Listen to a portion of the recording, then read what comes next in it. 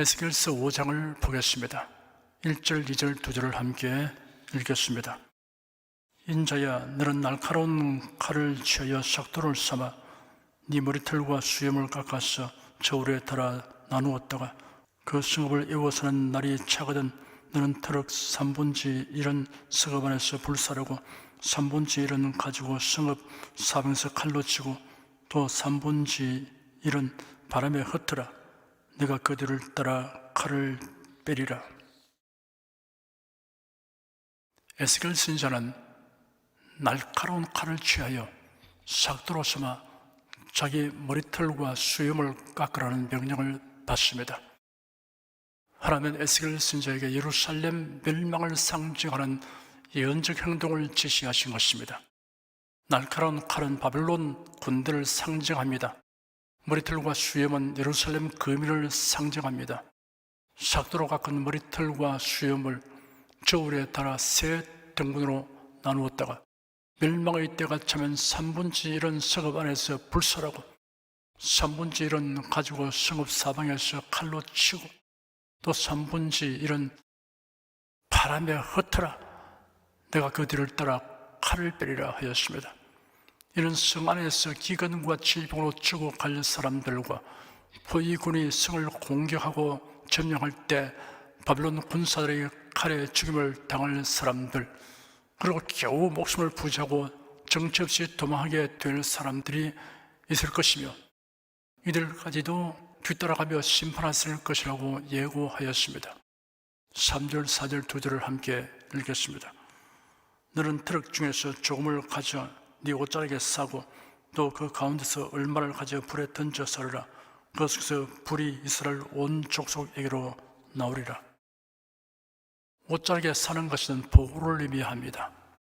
백성을 일부는 죽임을 당하지 않고 극적으로 살아남을 것이지만 그 중에서도 일부는 여전히 하나님을 거스를 행함으로 그들이 심판을 받을 것이라고 하였습니다.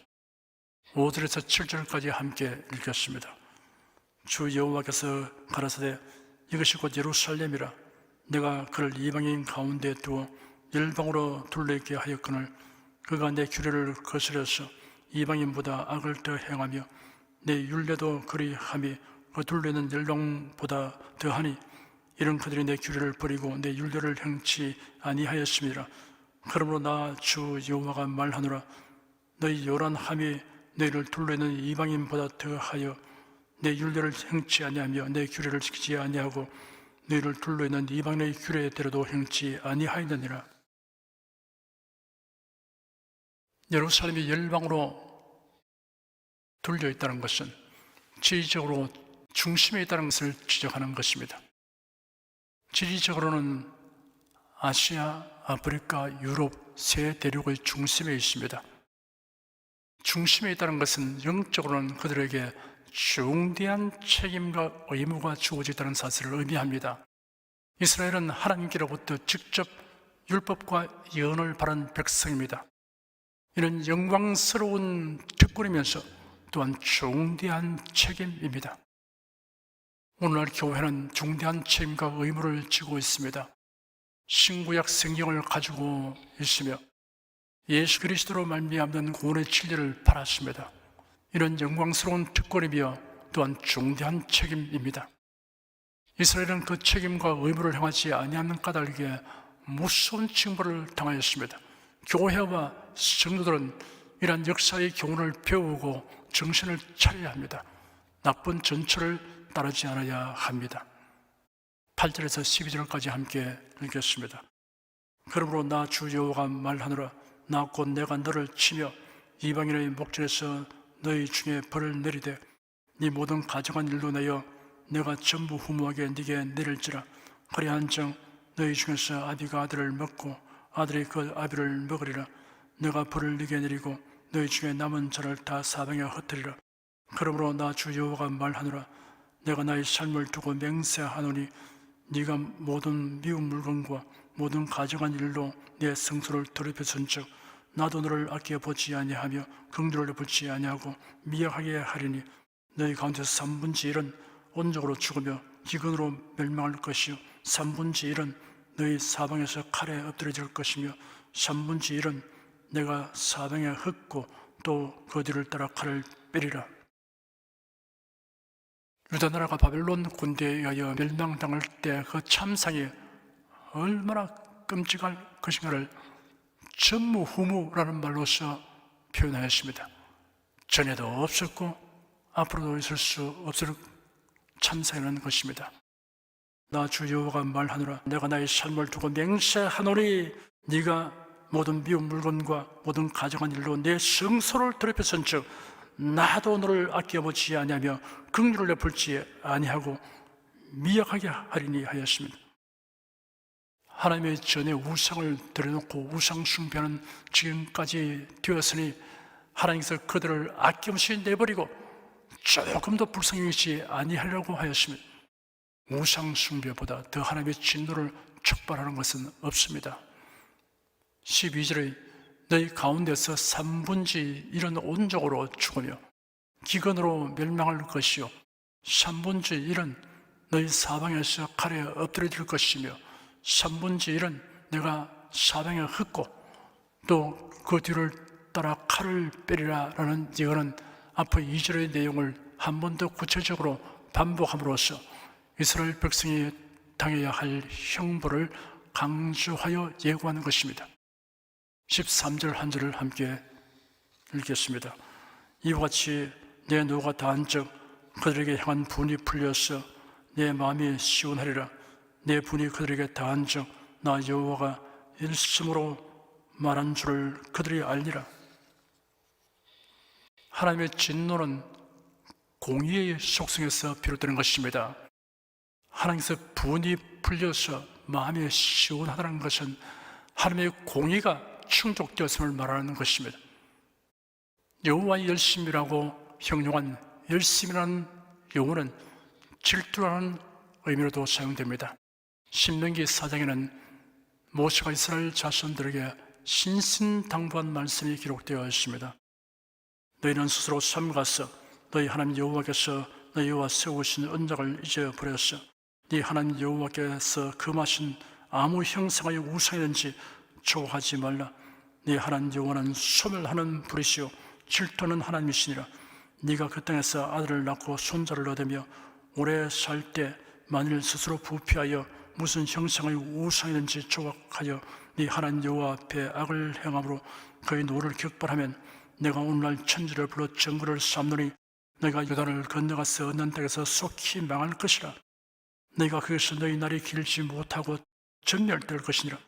여호와께서 너희를 열국 중에 흩으실 것이요 여호와께서 너희를 쫓아 보내실 그 열국 중에 너희의 남은 수가 많지 못할 것이며 너희는 거기서 사람의 손으로 만든 바 보지도 못하며 듣지도 못하며 먹지도 못하며 냄새도 맡지 못한 목석의 신들을 섬기리라. 이런 말씀을 받은 사람들이 가나안 땅에 들어가서는 다윗을 비롯한 몇몇 왕들 외에는 역대의 왕들과 백성들이 이 말씀을 존중하지 않고 오히려 우상 숭배하였습니다. 우상과 하나님을 겸하여 섬겼습니다. 두루뭉술한 신앙생활을 하였습니다. 그로 인하여 모세를 통하여 선포한 말씀대로 하나님의 징벌을 받아 이방 나라들의 침략과 압제로 고통을 겪었습니다. 그럼에도 불구하고 그 악한 길에서 돌이키지 아니하여 마침내 이스라엘은 아수르 제국에 의하여 멸망하고 유다 나라는 바벨론 제국에 의하여 정복당하였으며 왕과 백성이 포로되어 가는 비극을 겪게 되었습니다. 마귀는 아브라함의 자손 서민 이스라엘에게 침투하여 우상 숭배로 전락시켰습니다. 그러므로 이스라엘 백성들이 그들에게 약속된 특권을 누리지 못하고 자멸의 길로 가도록 하였습니다. 신약시대 곧 교회시대에는 마귀가 이단과 종교다운주의를 교회에 침투시켜 타락시키고 있습니다. 자기가 시간 교회가 종교다운주의를 추종하거나 수종하고 있어도 문제 삼지 않는 교인들이 많이 있습니다. 영적인 감각 마비 증세입니다. 예수 그리스도를 헛되이 알고 믿으면서도 구원을 받을 것으로 오해하고 있습니다. 나는 구원받는다 라고 믿어서 구원받는 것이 아닙니다. 성경대로 믿지 않으면 반드시 멸망받습니다. 자신이 등록된 교회가 어떤 단체와 조직에 소속되어 있는지를 살펴야 합니다. 신앙은 두루뭉술을 하면 망합니다. 창조신앙, 구속신앙, 부활신앙이 칼날같이 분명해야 합니다. 성령에 부합되어야 합니다. 14절, 15절 두 절을 함께 읽겠습니다. 내가 또 너를 황무케 하고 너를 둘러있는 이방인 중에서 모든 지나가는 자의 목전에 능력거리가 되게 하리니 내 노와 분과 중한 책망으로 네게 벌을 내린즉 너를 둘러있는 이방인에게 네가 수욕과 조롱을 당하고 경계와 괴이한 것이 되리라. 나 여호와의 말이니라. 번성한 예루살렘이 처참하게 파괴되고 짓밟히며 유린될 것이라는 예언이 선지자들을 통하여 누차 선포되었으나 무시해버린 결과로 주전 586년 바벨론의 느부갓네살 왕에 의하여 멸망당하였습니다. 주 70년에는 로마의 디도 장군에 의하여 또다시 예루살렘은 처참하게 초토화 되고 백성들은 모수의 죽임을 당하였으며 살아남은 자들은 이방 나라로 흩어져 갔습니다. 그래야 2000년 동안 나라 잃은 백성이 되어 박해와 수모를 겪어야 했습니다. 16절, 17절 두 절을 함께 읽겠습니다. 내가 멸망케 하는 기근의 독한 살로 너희를 멸하려 보내되 기근을 더하여 너희의 의리하는 양식을 끊을 것이라. 내가 기근과 악한 짐승을 너희에게 보내어 외롭게 하고 너희 가운데 온역과 살육으로 행하게 하고 또 칼이 너희에게 임하게 하리라. 나 여호와의 말이니라. 유다 나라를 멸망하도록 사용된 수단들이 적시되었습니다. 기근과 악한 짐승 그리고 온역과 살상과 칼입니다. 기근은 독화살같이 치명타를 입힙니다. 악한 짐승은 황폐하게 된 성에 밀려들어 먹을 것을 찾는 맹수들을 의미합니다. 온역은 전염성을 가진 질병입니다. 살육은 유혈 참사를 의미합니다. 칼은 전쟁을 상징하는 용어입니다. 주 여호와가 말하노라는 말과 나 여호와의 말이니라는 말이 여러 번 언급되었습니다. 에스겔 선지자를 통하여 선포된 예언은 모두 여호와 하나님이 주신 말씀임을 거듭 강조한 것입니다. 선지자와 사도들을 통하여 기록된 말씀은 전적으로 하나님이 주신 말씀이므로 사람이 비평하고 판단할 수 없으며 해서도 안 됩니다. 그러므로 이해가 안 되어도 믿고 순종해야 합니다. 원치 않아도 믿고 순종해야 합니다. 성경을 인본주의 사상과 이념으로 분석하고 판단하면 진리에서 일탈하게 됩니다. 이런 사람은 자기가 믿고 싶은 것만 믿고 순종할 마음이 있는 것만 순종합니다. 그러므로 참된 신자가 되지 못합니다. 그래야 그리스도 안에 가지 못하고 문전에서 서성대다가 끝이 납니다. 이 글은 성경에 기록된 하나님의 말씀입니다. 주 여호와의 말씀입니다 라는 말 앞에서 온갖 논란과 회의와 논쟁은 종식되어야 합니다.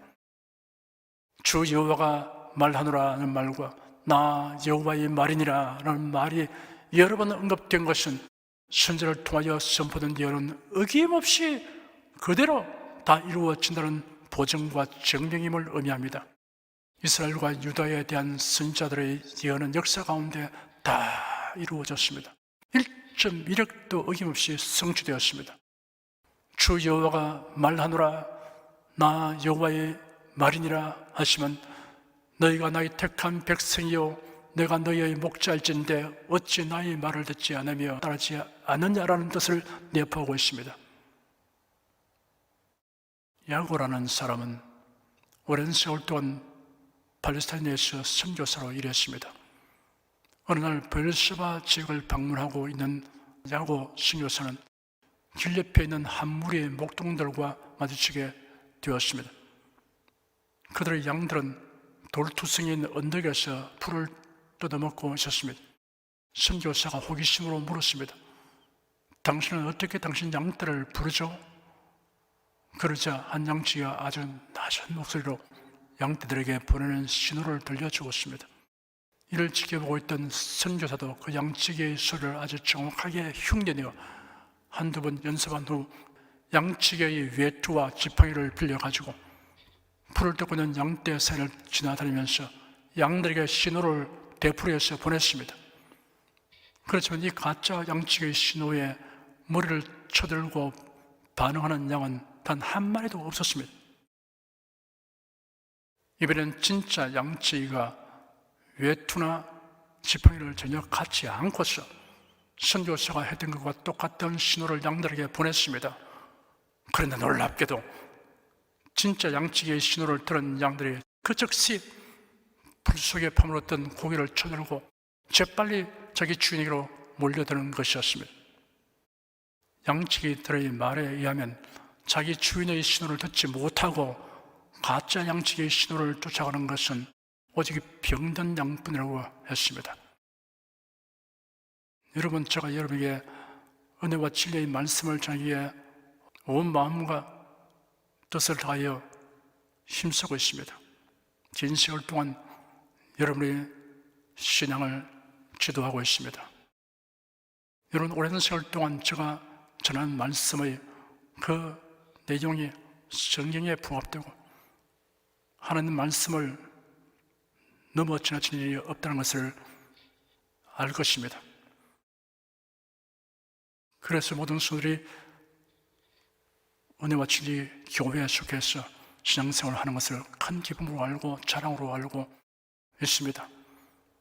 그런데도 혹 다른 데 기웃거리면서 그릇된 길로 가는 사람이 있습니다. 자기 나름대로 이상한 판단을 해서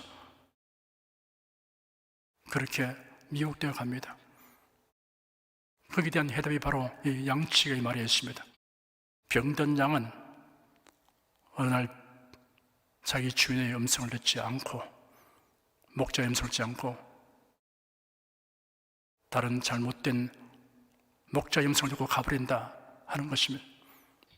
이런 일이 전혀 없으면 참 좋겠는데 그런 일이 가끔 생깁니다. 어찌해서 그렇게 신앙이 깊이 못 들어가는지 말씀으로 모든 것을 분별하고 판단하는 것을 누누이 가르쳐도 그것이 귀에 들어오지 않고 마음에 맺히지 않는 것이 참 이상한 일이 아닐 수 없습니다.